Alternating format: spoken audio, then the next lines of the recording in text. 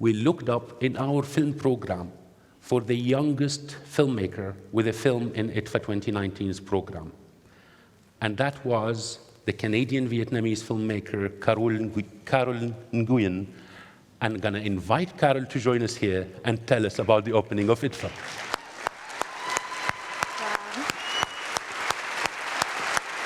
Thank you. You're welcome, and the floor is yours.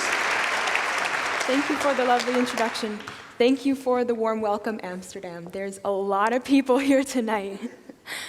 I just arrived this morning. I flew all the way from Ho Chi Minh City, Vietnam, so a little jet-lagged, working on a lot of caffeine right now. But anyways, it was my first time in Vietnam, and so it was a very big personal journey for me. My parents are Vietnamese. They fled after the war, and they haven't been back since. So growing up, the Vietnam that I knew was one of the stories I was told. War, tragedy, trauma. Being there for me is trying to merge my two understandings together. Stories of the past with what it is today. Totally globalized, modern, some limitations, a lot of foreign capital flowing in. My experience has also been complex in the sense that I ask myself questions like, what does it mean to be a foreigner in my parents' motherland? To be able to listen to fireworks instead of bombs echoing in the streets. To see beaches as vacation towns instead of escape ports. My parents came to Canada with no money in their pockets. They worked 2 jobs, raised 2 kids while going to school, and then in the meantime opened up a business. So crazy, superhuman people. Never in their lives would they have imagined for their life to transform the way that it did, or their daughter to get the opportunity to speak in front of a crowd like this. How lucky am I? I don't know the answer to these questions, and honestly, I don't know if I ever will. I think there are some things that are just lifelong quests. But there's one thing I know for certain, and that is I'm not the only person asking these questions of identity, borderlessness, tradition. In such a globalized world, one of immigration, westernization, where communication and knowledge can be passed in a touch of a button, traditions are changing, normalcy is being questioned. Youth are using their access to knowledge, their hybridity, to challenge the status quo. For us youth, we were blessed that filmmaking became accessible to us when we were just kids, giving us the megaphone to publicly express ourselves. For me, it became my way of articulating thoughts and feelings I couldn't verbalize, like identity and the Asian diaspora.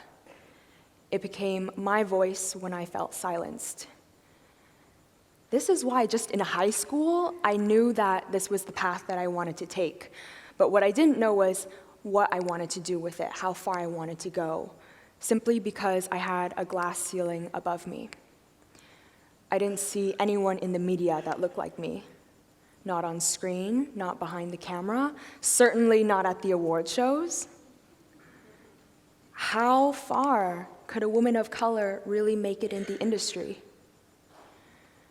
For a while, this didn't matter to me. As long as I was able to tell my story, I was okay. But as I grew closer and closer and closer to that glass ceiling, I realized that it's not that simple, and that I wanted more.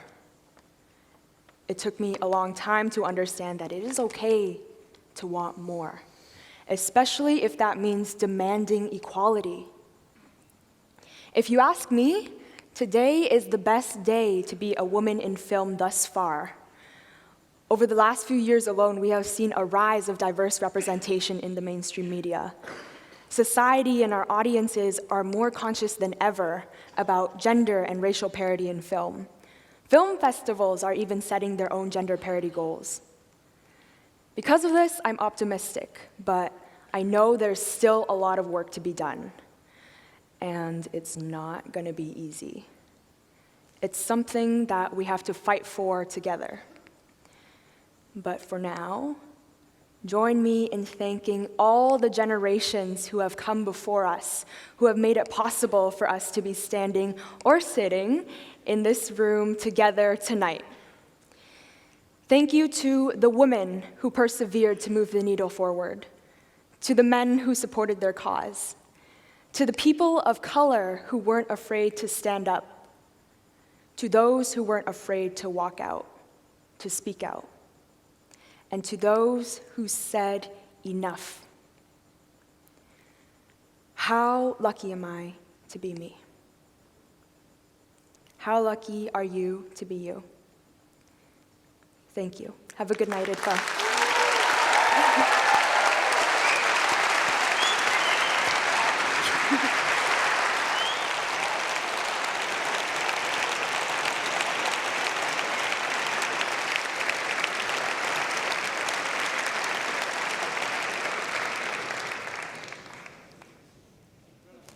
It's difficult, but it's also amazing how this bet on the youngest always works. Thank you, Carol. I'm sure you hear me still. Thank you very much.